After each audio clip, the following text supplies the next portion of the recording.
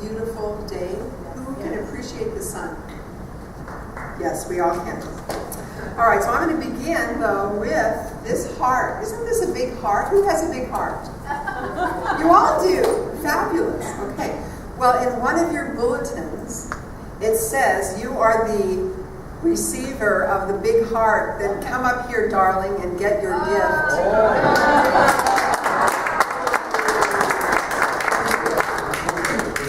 There we go.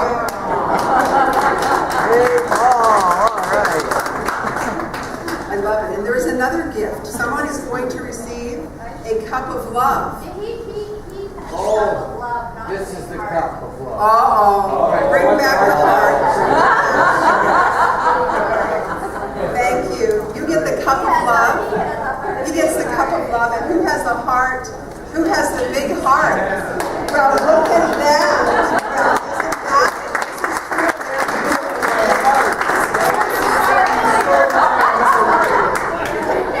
Well, isn't that? You're going to steal it?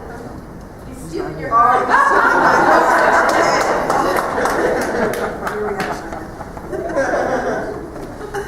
Well, I'm going to put on my certain glasses this morning because I want to see with the eyes of love. I have a lot to share with you. It's all good. It's all fun because it's very important. I won't wear them for the whole sermon because they're a little bit distracting. But I just wanted you to know that we had this last year. Bless you, bless you. And so we are all here to fully rely on love. And I'm actually going to turn my entire sermon around from last week to a whole new perspective today. Something that will really cause you, I believe, to really think maybe in a different way. I have to say that during my class this week, one of my students was not able to be here this Sunday, saw this handout that I will share with you and in a little bit, and asked if he could have a copy, because the question on it really caused him to think about love in a different way. So that's what we're all here to expand love. And I also have for you another spiritual practice. Well, it's very similar to last week, to radiate love, and I think you will really enjoy it. And changed it just a little bit. So this month we are looking at and asking the question, what would love do? What would love do in any situation that you have? And more often than not, that's not the question we normally ask ourselves. We normally would ask ourselves, many of us who are struggling, anyone struggle? A little bit of struggling going on? You might say, well, what can I afford to do? And where is my stuff? Anyone ever set an intention? They're like, where's my stuff? Right? They want to know where their stuff is. And they say, I prayed and I prayed and I asked and I treated and I walked my talk and I've done everything you can imagine. And where's my stuff? So if that's a question that you have pondered, I think today will really provide you with some answers that will also cause you to open up even more to be a divine receiver. So are we a divine receiver? Are we divine receivers? Do you receive easily? Anyone here easily receive gifts? That's not true, I know that. Someone back there, who I will remain nameless. So, I'll give a gift to this person, they'll go, oh, no, I couldn't possibly take it. No, and they even use their hands. So if you're one of those people, I would invite you to consider the possibility of opening up to be a divine receiver of all gifts, of all blessings, of all the juice of life. So important. So on Monday, speaking of gifts, on Monday, one of our members sent me a beautiful quote from Rumi. How many of you have heard of Rumi? He likes to write love sutras. And this is a love sutra that he wrote. It's a couple sentences. Here's how it goes. He said, let yourself be silently drawn by the pull of what you really love. It will not lead you astray. Let yourself be silently drawn by the pull of what you really love. It will not lead you astray. Isn't that great? I love that in alignment. And then I walked into my office one day this week and there was a note on my desk And it said this. It said, in case you can't read it from the back, they actually were holding it up in the back of the room. It said, what would you love? Focus on it. And that was their little note to me. So both of those are beautiful demonstrations of what we are talking about, being on the right track this month of love. And thank you for reminding us that Saturday is Valentine's. And if you don't have a Valentine, like I don't have necessarily a Valentine, a special partner or beloved or sweetheart, then you can be your own Valentine. She's pouting. Why are you hanging your head? You don't want to be your own Valentine. But I'll tell you what, let me just say this, sweetheart. Fall in love with you. Fall in love with you.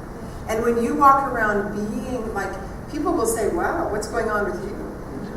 You know, you're like walking around like you're just this amazing, juicy, beautiful, you're in love with life, you're in love with the magnificence of yourself, with the truth of you, then somebody will fall in love with you. They will.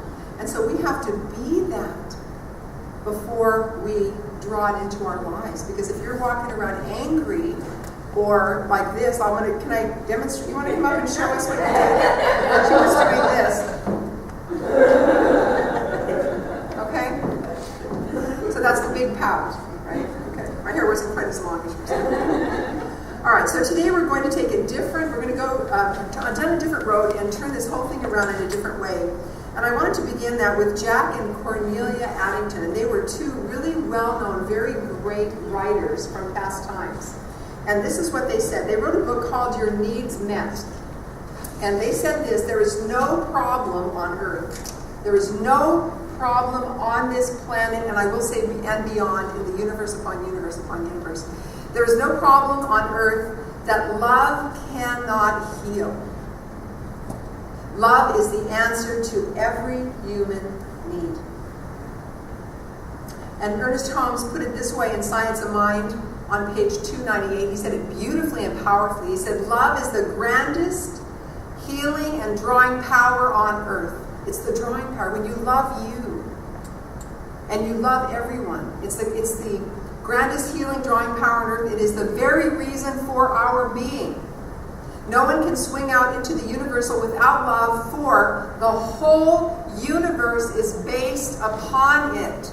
So the whole universe is based upon love. It's based upon love. Those are pretty darn bold statements, I think. And if they are true, which I believe they are, then we should be able to rely on love, shouldn't we? So let's look. In his book, The Path to Love, how many of you have heard of Deepak Chopra? He wrote a book, and he has a CD of the same name, I Love It. And I've invited Deepak to come here this morning. Aren't you excited? I have to tell you a cute story, though. I think I shared it before, but I'll just say it again.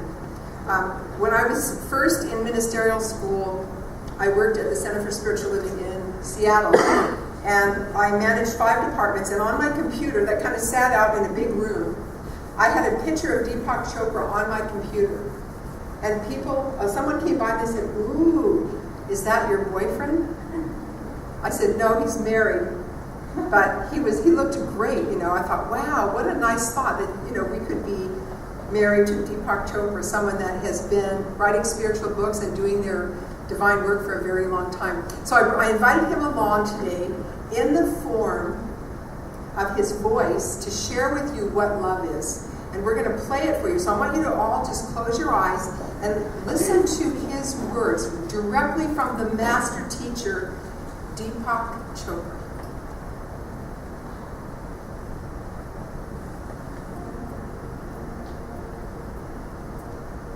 My hope is that as you listen to these love sutras, you will understand. I can't quite hear. Can you start it again and play it a little louder? Can you start it again? It's not very clear, but I want you to hear him. Okay, so just kind of put your hand on your heart and just hear his words. See if we can understand him in his direct voice.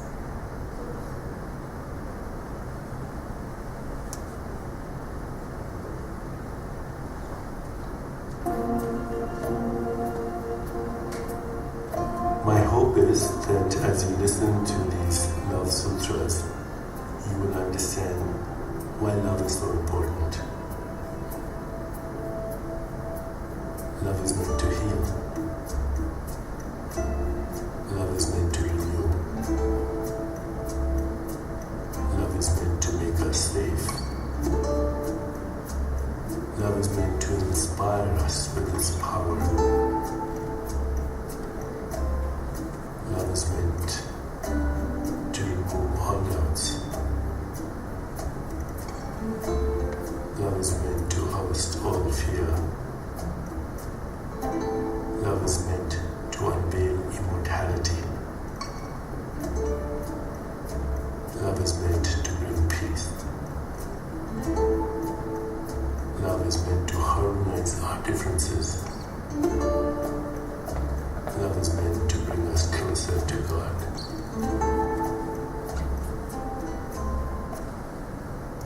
All right, so that was a message directly from Deepak Chopra in his beautiful CD called The Gift of Love.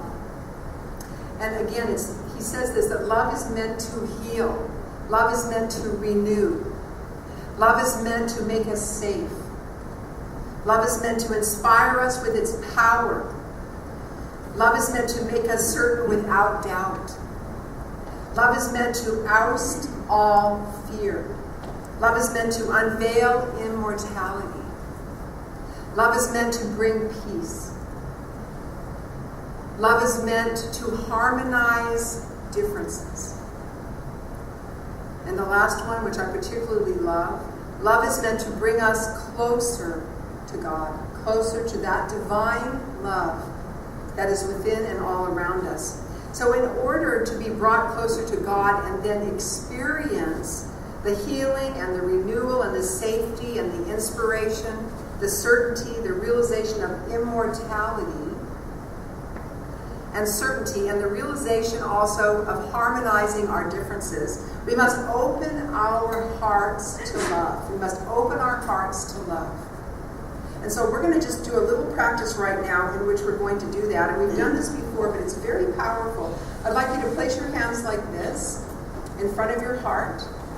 And you're having this conversation with your heart. You're going to ask your heart to open greater and wider than it's ever been.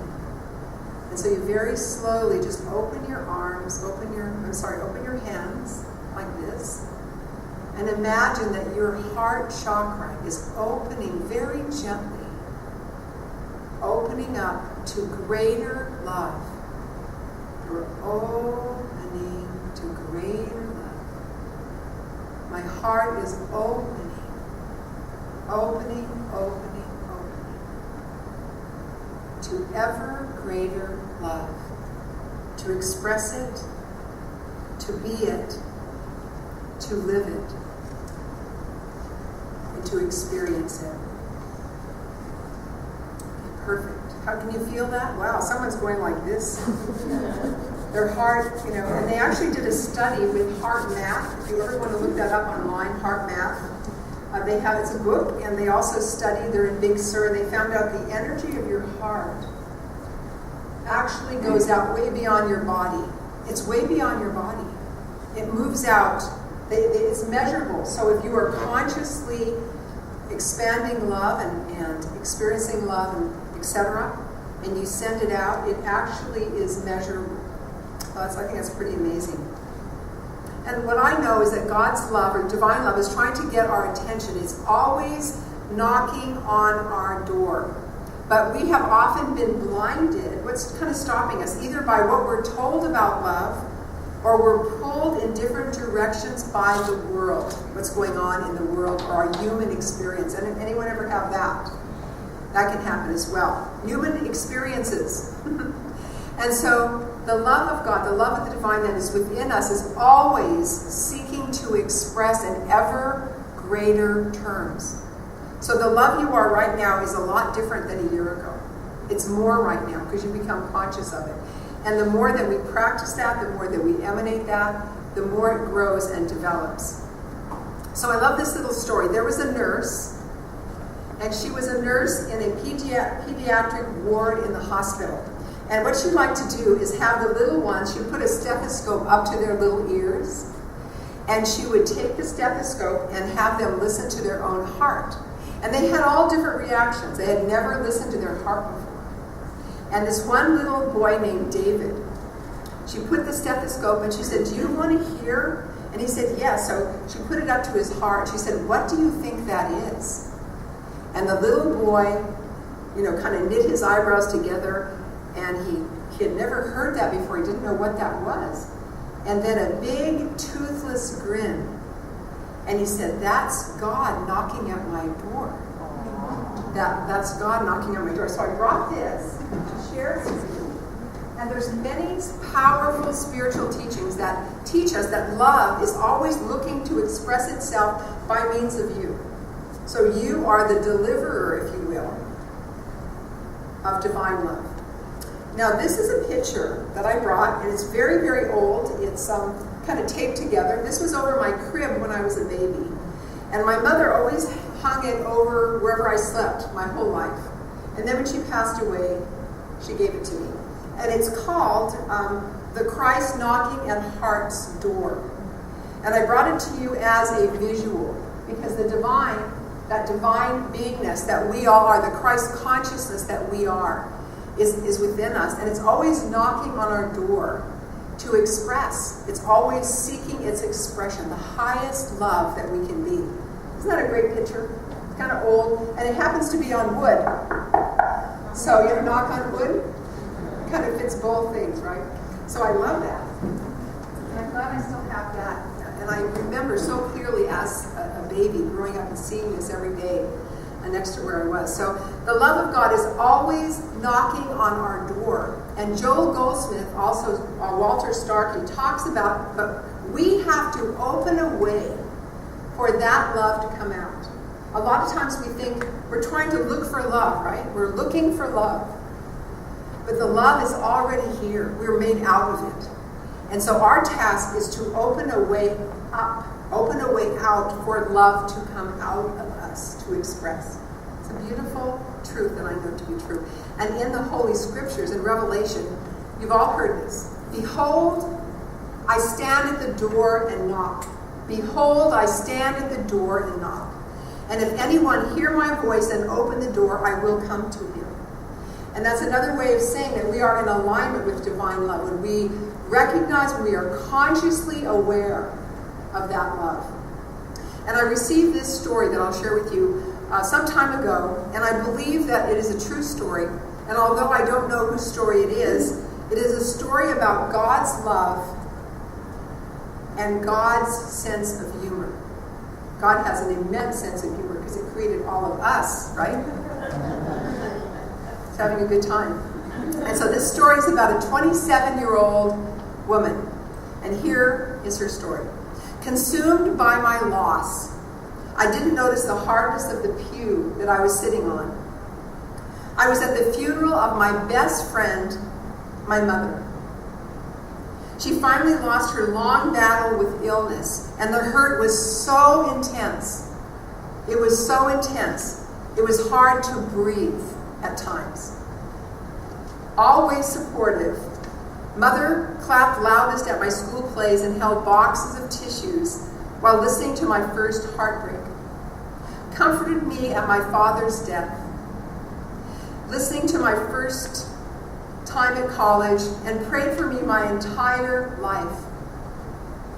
When Mother's illness was diagnosed, my sister had a new baby, and my brother had recently married his childhood sweetheart. So it fell upon me at the 27-year-old, recently with no antagonists. Recently, she had broken up with her boyfriend, and she had no one, so she sat all alone in the pew. It had fallen for her to take care of her mother. Have any of you ever taken care of someone when they're very ill? It's quite a process. So, she's sitting in the pew at this church, and she says, "What now, God? What now?" I asked this to myself, sitting at church, and my life stretched out before me, an empty abyss. My brother sat stoically with his face toward the altar, clutching his wife's hand. My sister sat slumped against her husband's shoulder, his arms around her as she cradled their new baby. All so deeply grieving that no one noticed that I sat alone. My place had been with our mother, preparing her meals, helping her walk, taking her to the doctor, seeing to her medications, reading her favorite book, which was the Bible, and now she was with God. My work was finished, and I was alone. Then I heard the door open and slam at the back of the church. Quick footsteps hurried along the carpeted floor, and an exasperated young man looked around briefly, and then he sat next to me. He folded his hands and placed them on his lap. His eyes were brimming with tears. He began to sniffle. "Sorry," he whispered to me. "I'm late." Although it wasn't necessary, I thought. And after several eulogies, he leaned over and started whispering. He said, "Why do they keep calling her Mary? Why do they keep calling her Mary? Her name is Margaret." Because that was her name. Her name is Mary, not Margaret. She's never been Margaret. She's Mary. No one ever called her that, I whispered back to this young man. I wondered why he couldn't have sat somewhere else and not next to me, she said. And so, after several more minutes, he interrupted her grieving by asking more questions, but more whispering and more whispering. And so finally, he had the realization. He said, "Isn't this the Lutheran church?" And she said, "No, that's across the street." And so I said to him, "Sir, you were at the wrong funeral." He was supposed to be at the funeral of his aunt, and he was at the wrong funeral. Well, in the solemnness of this occasion, mixed with the realization of the man's mistake, bubbled up in me, she said, and came out as laughter. I cupped my hands over my face, hoping it would be interpreted as sobs. But the creaking pew gave me away.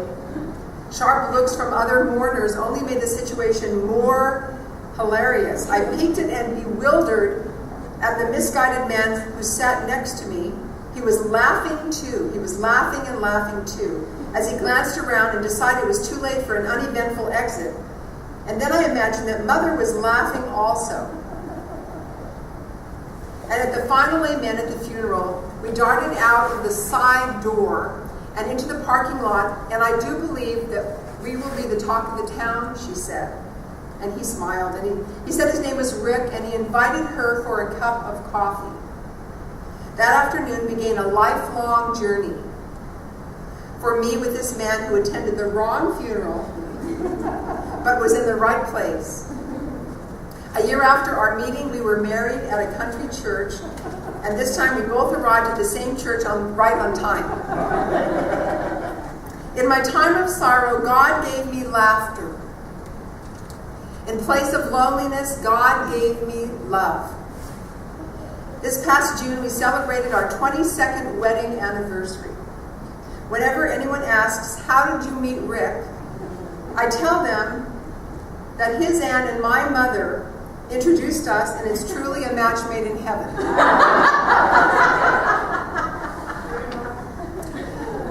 So remember what I said earlier, that love is meant to heal. Love is meant to heal. You might say, I want to heal my anger toward my father. I want to heal the love I didn't get as a child. I want to heal the love I couldn't get or give to my children when they needed it. I want to heal my body. Love is meant to renew. You might say, I want to feel renewed enthusiasm every day. I want to get up renewed every day. I want to renew my zest for life. Deepak Chopra, love is meant to make us safe. You might say, I want to feel safe with other people. I want to feel safe alone. I want to feel safe to show my emotions. I want to be safe and feel safe when I walk down the downtown of Kamloops at midnight. Love is meant to inspire us with its power and make us certain without doubt and fear. You might say, I want to have confidence in myself and in my abilities. Love is meant to unveil immortality. You might say, I want to walk and trust. That's a big word. I want to believe. I want to have trust of my soul's journey. Love is meant to bring peace. I want to sleep in peace. I want to sleep all through the night. Anyone out there want to sleep all through the night? Every night you sleep all through the night like a baby. I want to peacefully sleep every night. And I want to live in a place of serenity and in a place of peace and calm. Love is meant to harmonize differences. I want to heal the relationship with, and you fill in the blank. Who would you like to harmonize a relationship with and have it be amazing every time? You are in control of your buttons. We get our buttons pushed. Anyone have that?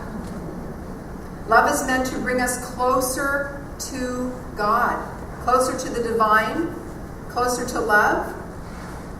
I want to know and feel and experience the presence of the divine washing over me, expressing through me as me. I want to feel that. I want to know and feel that. So the question that I'm turning around today, last week we looked at what would love do? And that's really the theme for this month of love. And today's question, though, turned around, is what do you, what do I, what do we want from love? What do you want from love? Now, if I asked you, what do you want from God? You'll get out your big list, right? I'd like to have a car. I'd like my car paid off. I'd like to have, I want to buy a house in Kamloops. What are some of the things you want? And you talk about this big list, right? But if I say, what do I want from love?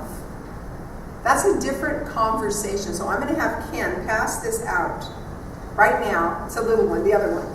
No, not that one. That one. Okay. And maybe, can you come? And this is for you to contemplate, because you are giving orders to your soul. You are talking to you, the divine you that is within and all around.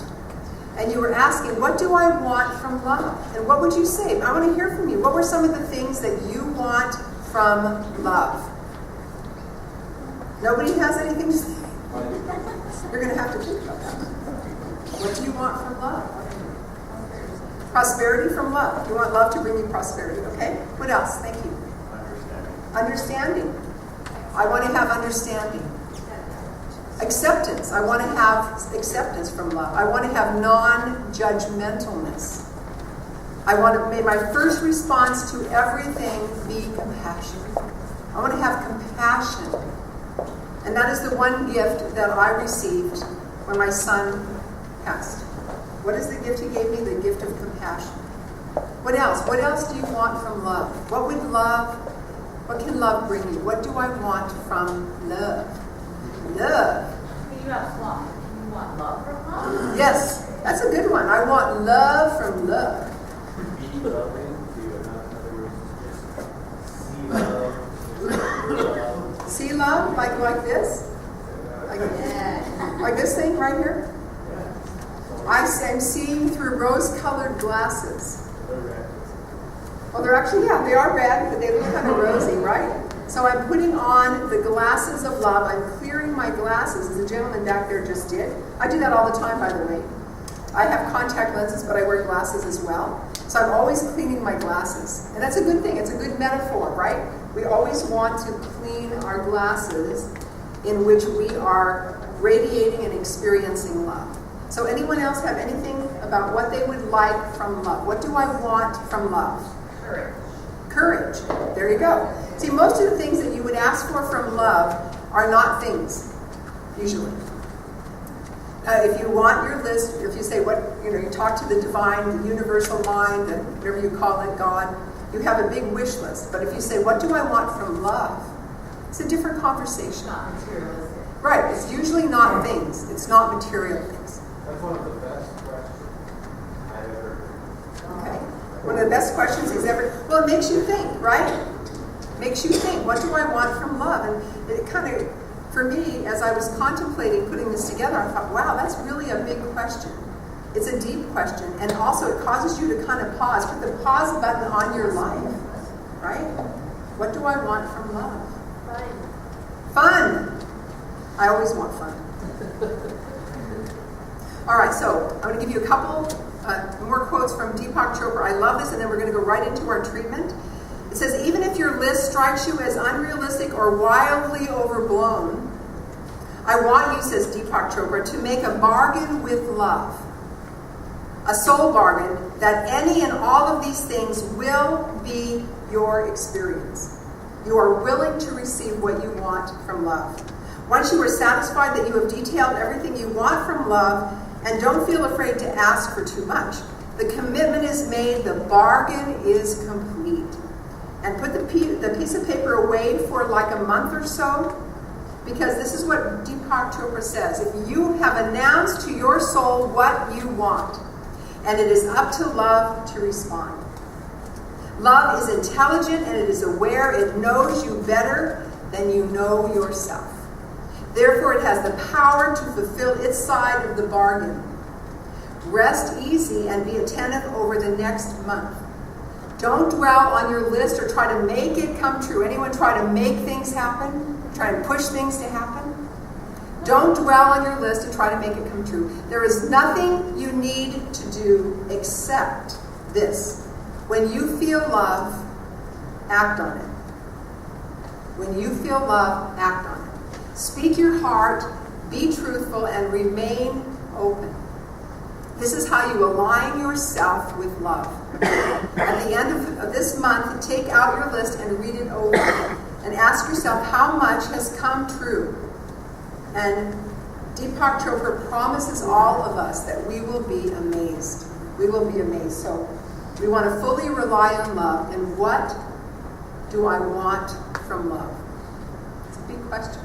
So I want you to contemplate that this week as you go about getting ready for Valentine's. And as I said earlier, if you don't have a Valentine, be your own Valentine. I just mailed my Valentine card to myself. Wrote out a really nice note, and I went and put it in the mailbox, and I'm wondering when it'll be showing up. Because I heard that it goes to Vancouver, and it comes back to Kamloops, so it might be a while. So I mailed it early, just so I'd get on time. So I thought maybe I'll send myself flowers too. Why not? Why not? I deserve it, right? All right, so let's close our eyes. We'll just kind of anchor this into our treatment, our closing treatment for today. I'm going to have you play the wings, if you don't mind. Our wingman back there. And so just taking a moment just to align ourselves with love. To know that right where we are, right where I am, right where you are, that love resides. That I live and move and have my being in, as, and of love. And I begin that by simply recognizing there is only one infinite and loving presence. And I happen to call it God, but it is known by many names. The universe, the intelligence, or the love intelligence. And this love intelligence fills all time and all space, all place. In fact, there is not any spot in the entire universe upon universe upon universe where love is not. And therefore, I live inside the container of love that I call God. I am one forever and eternally one with love. I see love in my heart. I see it in my body. I see it in my mind. I see it around me. I see it in my world. I put on love glasses, if you will, and see that all is love.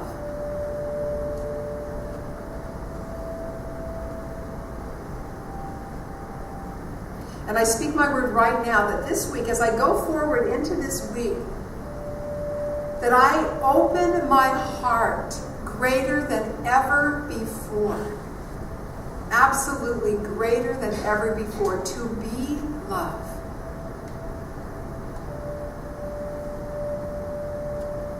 To be being that which is love.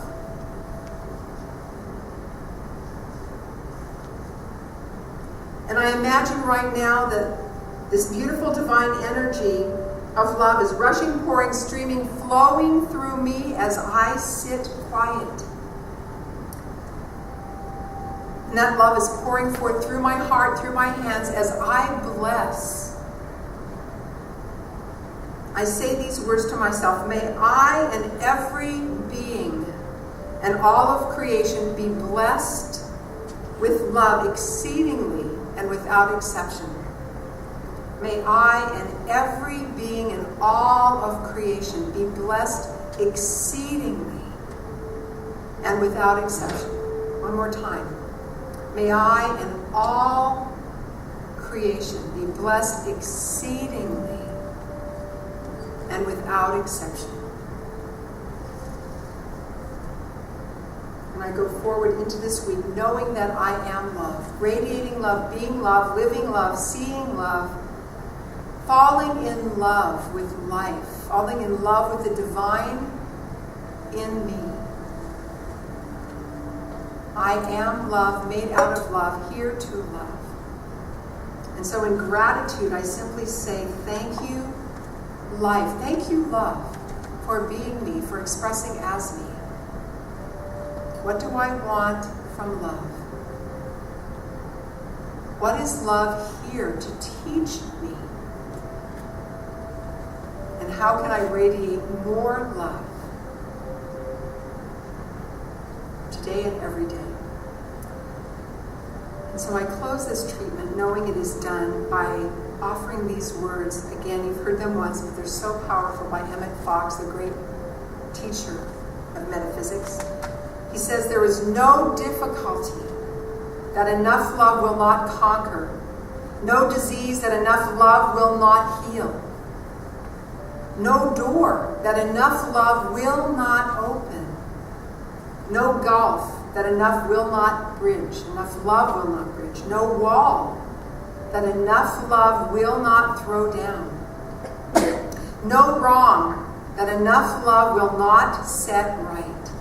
It makes no difference how deeply seated may be the trouble, how helpless the outlook, how muddled the tangle, how great a mistake.